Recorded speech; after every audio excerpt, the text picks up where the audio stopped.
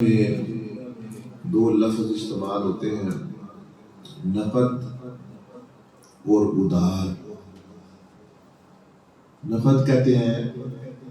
کہ فوراً کوئی فائدہ بندے کو حاصل ہو جائے، ادھار کہتے ہیں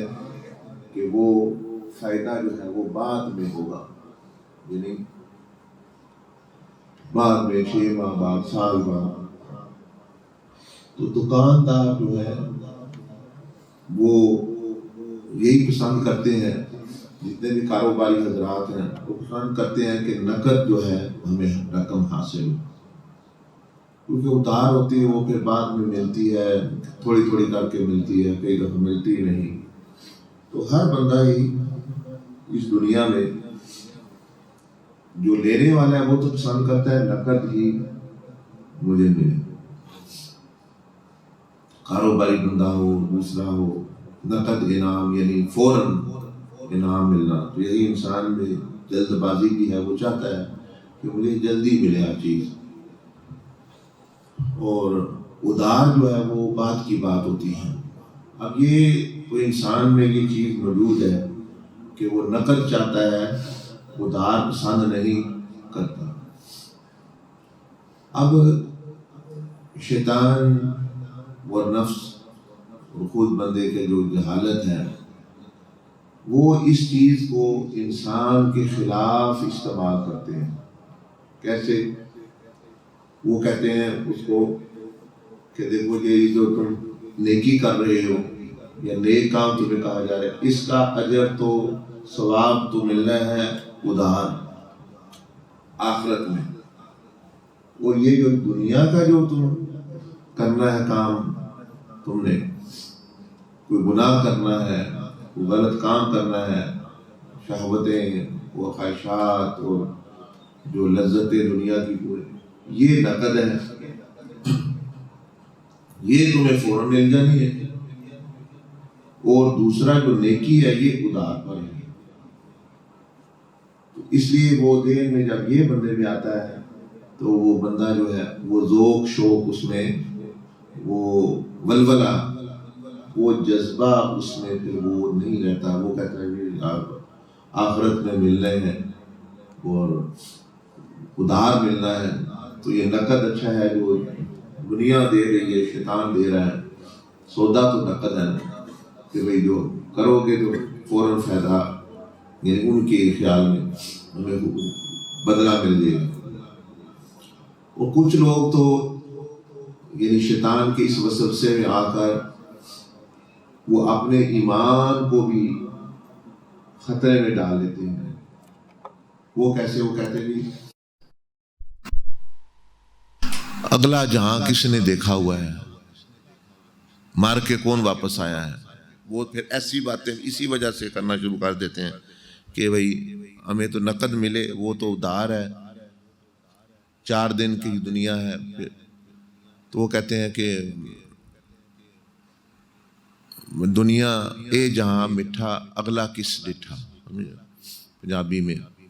اور اردو میں کہتے ہیں کہ اگلے جہاں سے کوئی مار کے تھوڑا واپس آیا ہے، اگلا جہاں کس نے دیکھا ہے، مطلب ہے یہ۔ تو یہ چیزیں جو ہیں یہ اکٹھی ہو کے اس کو اور زیادہ جو ہے اس کے ایمان بھی خطرے میں آ گیا، بلکہ بعد کفر تک نوبت پہنچ جاتی ہے اس طرح کی بات کرنے سے، کیونکہ یہ کفریہ بات ہے۔ اس لیے کہ جو بندہ یہ سمجھتا ہے وہ کہتا ہے بھئی یہ جہاں میٹھا اگلا کس ڈٹھا، حالانکہ قرآن یہ کہتا ہے کہ جو میٹھا جہاں ہے، جو پائیدار ہے، جو ہمیشہ کی دنیا، وہ آخرت ہے۔ قرآن یہ کہہ رہا ہے کہ دنیا یہ میٹھی نہیں ہے، دنیا آزمائش ہے۔ قرآن مجید کا تصور کیا ہے؟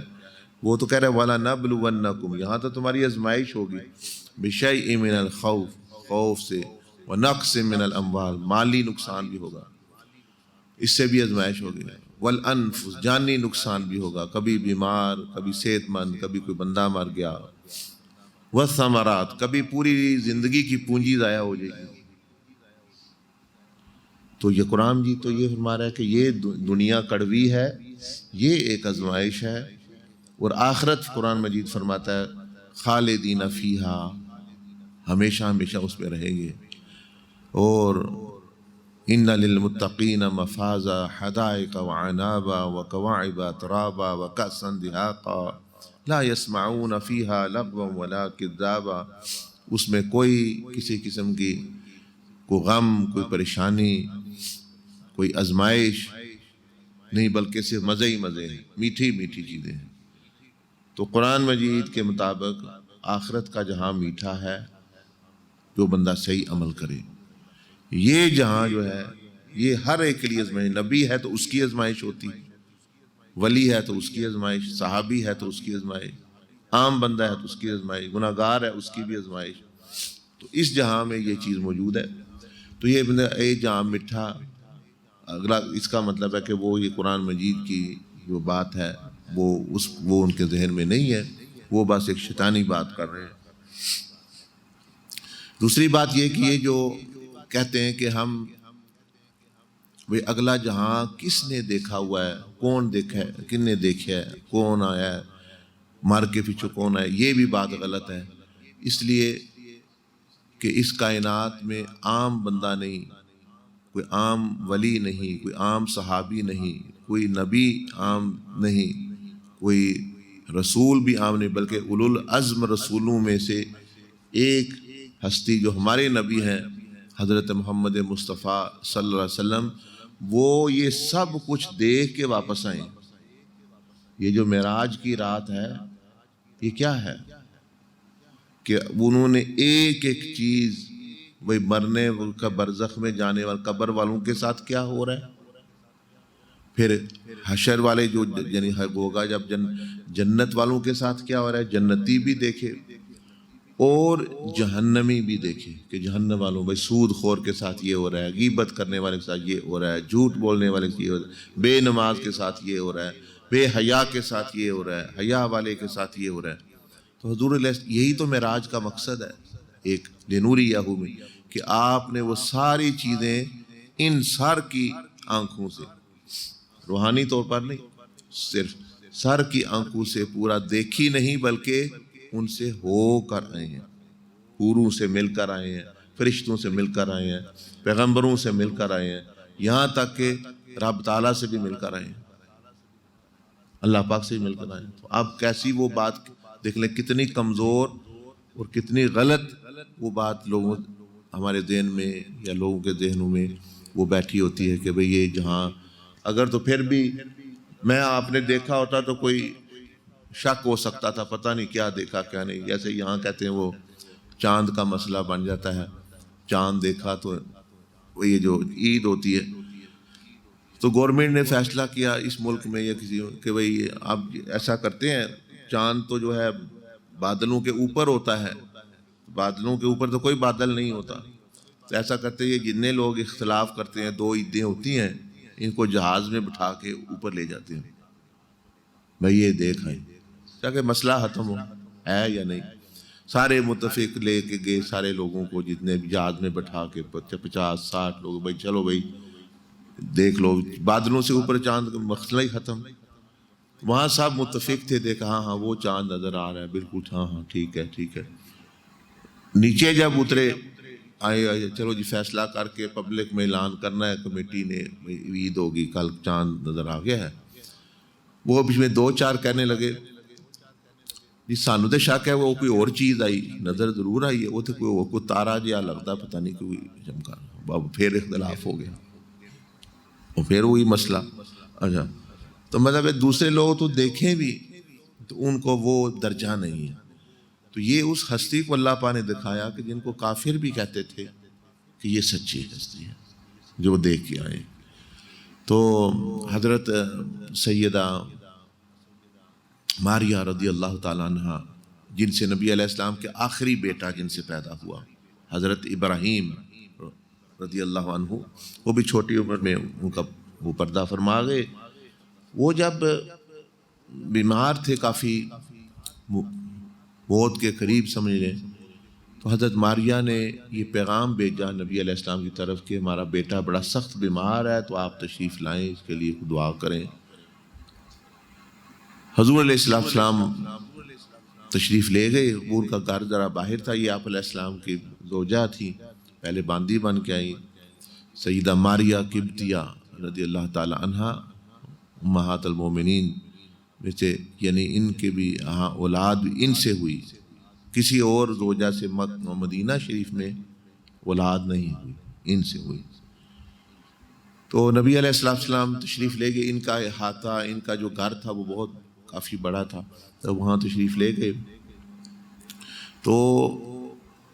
آپ علیہ السلام نے، وہ رو رہی تھی، ظاہر ہے ماں ہے، اور نبی علیہ السلام کا بھی آخری بیٹا ہے چھوٹا، تو حضور علیہ السلام نے فرمایا کہ جب ان کو، یعنی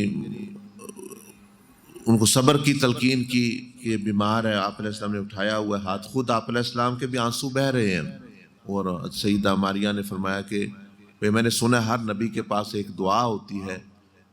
کہ جو وہ مانگے اللہ پاک دے دیتا ہے، تو آپ کے پاس بھی ہے، یہ آپ کی آخری اولاد ہے، اور اولاد بیٹوں میں سے نہیں ہے، تو آپ بھی اللہ پاک سے عرض کریں کہ اس کو جو ہے زندگی دے دے، یہ پھلے پھولے، میرا کوئی رشتہ دار بھی نہیں ہے، میرا ایک یہی سہارا ہے، دوسری جو آپ کی بیویاں ہیں ان کے رشتہ دار بھی ادھر ہیں، وہ ادھر کی ہیں، میں مصر کی ہوں، یہ مصر کی رہنے والی تھی، میرا نہ کوئی جاننے والا، نہ کوئی پیکا، نہ کوئی دوسرا ماں، نہ باپ، تو میرا یہی ایک سبب، ایک آسرا ہے۔ تو وہ دعا جو خاص دعا ہوتی ہے ہر نبی کے پاس، وہ آپ اس کے لیے استعمال کریں۔ تو آپ نے فرمایا کہ نہیں، میں نے وہ ماریہ، میں نے وہ دعا، ابراہیم مجھے بہت پیارا ہے، تم بھی جو ہے بہت پیاری ہو، لیکن وہ دعا میں نے اپنی امت کے لیے سنبھال کے رکھی ہوئی۔ اس سے آپ اندازہ لگا سکتے ہیں کہ نبی علیہ السلام کے دل میں جو ہے امت محمدی کی، آپ کی اپنی امت کی، یعنی آپ لوگوں کی، جو آپ بیٹھے آپ امت ہے، یعنی اپنے بیٹوں سے بھی، بیویوں سے بھی زیادہ آپ لوگوں سے محبت وہ کر رہے ہیں، ہم سے۔ فرمایا وہ میں نے اپنی امت کے لیے سنبھال کے رکھی ہوئی ہے، تو میں اس کے لیے نہیں۔ بہرحال وہ پھر وہ وفات پا گئے، ان کی روح پرواز کر گئی۔ پھر جو بات آپ کو اصل میں سنانی ہے وہ یہ کہ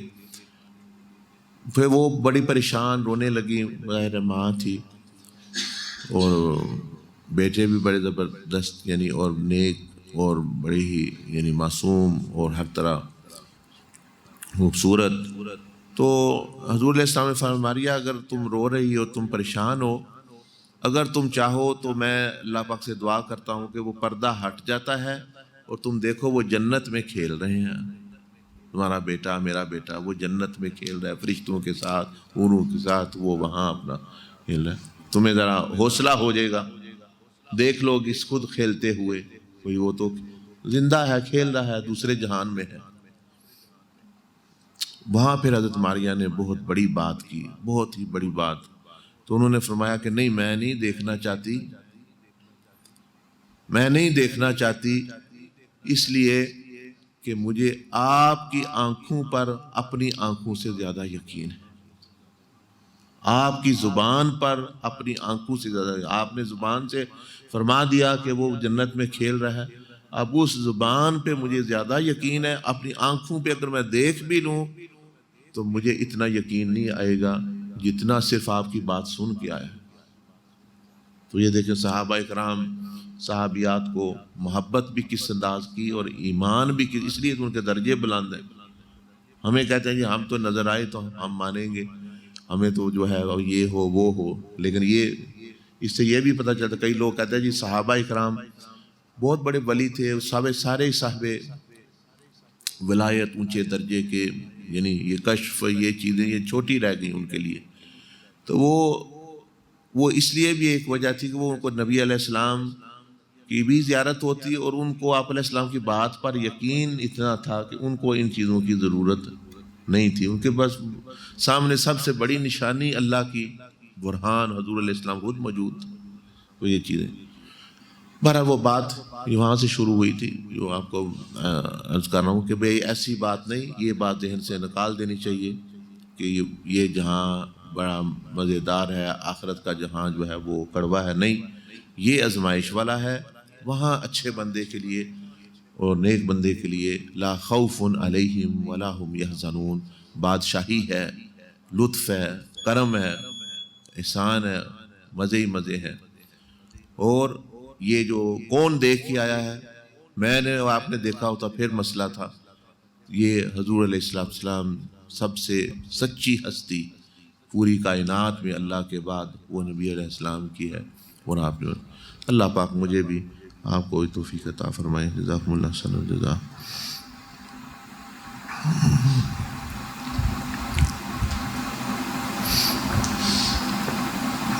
کسی بھائی نے اگر اس بارے میں سوال کرنا ہے تو اسے بتاتا ہے. ذاتی مسئلے ہیں اگر ایک لوگ جی جی ذاتی مسئلے ہیں تو اس طرح کے. اچھا بعد میں چلیں شام کو یا کسی اور وقت پہ مل لیں گے انشاءاللہ.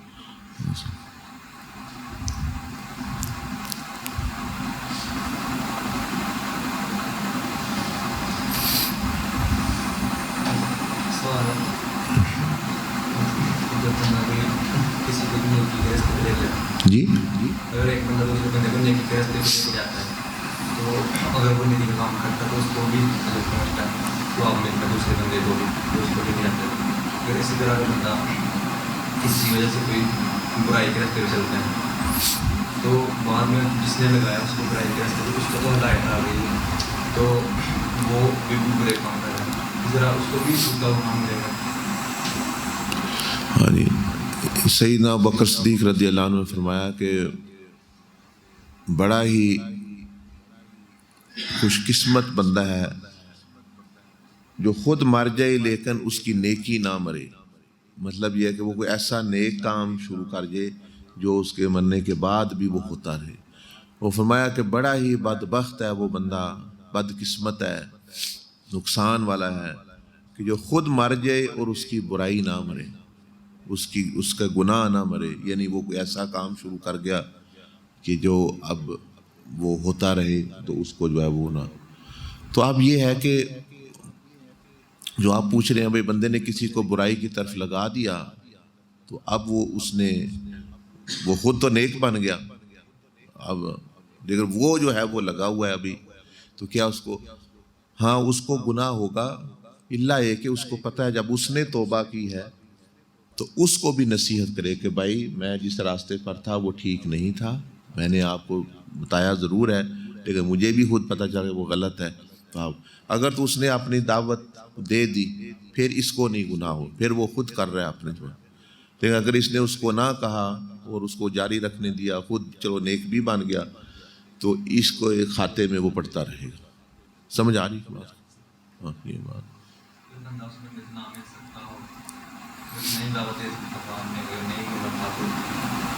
مطلب یہ اس نے کوشش کرنی ہے اپنی کوشش, تو مطلب یہ جو اس کے اپنے اختیار میں جو چیز ہے وہ استعمال کرنی ہے. ہاں جو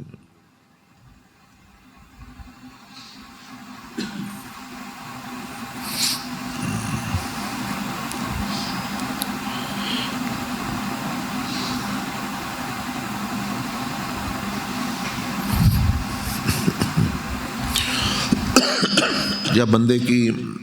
نیت ٹھیک ہو اور بندہ کوشش کر لے پوری جتنی, بس اس کے بعد اللہ پاک اس کے لیے راستہ نکال دے. کیونکہ اللہ نے خود فرمایا وَمَن يَتَّقِ اللَّهَ يَجْعَلْ لَهُ مَخْرَجًا, جو جس نے تقوی اختیار کیا, جو اللہ کا خوف یا اللہ سبحانہ و تعالیٰ کی یاد اور اس کی اطاعت اس کو یاد آ گئی اور دوسری ہو گئی, تو اللہ پاک فرماتا ہے کہ جو مجھ سے ڈر گیا اس کے لیے میں راستہ نکال دوں. تو اس کے لیے راستہ بندے کا نکل جاتا ہے, یعنی کوئی نہ کوئی. مسئلہ اسی کے لیے ہے کہ جو کرنا نہ چاہے, تو اس لیے نا امیدی نہیں. یہاں تک کہ دیکھیں نا وہ حدیث شریف میں آتا ہے کہ 100 بندہ جس نے قتل کیا, جب اس کے لیے بھی راستہ نکل آیا کیونکہ اس نے کوشش نیت کر لی,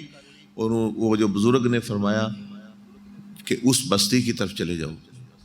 تو وہ بستی کی طرف اس نے سفر شروع کر دیا, نیکوں کی بستی کی طرف. جو ہمارے یہاں ایسے ہیں کہ کہتے ہیں توبہ کر لی, اب وہ کہتے ہیں جی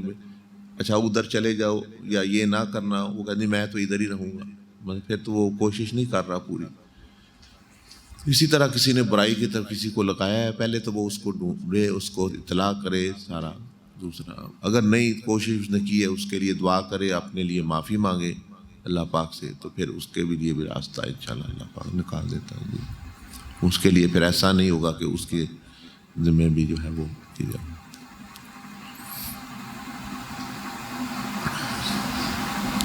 جزاکم اللہ خیرا. سبحانک اللہم و بحمدک نشہد ان لا الہ الا انت نستغفرک.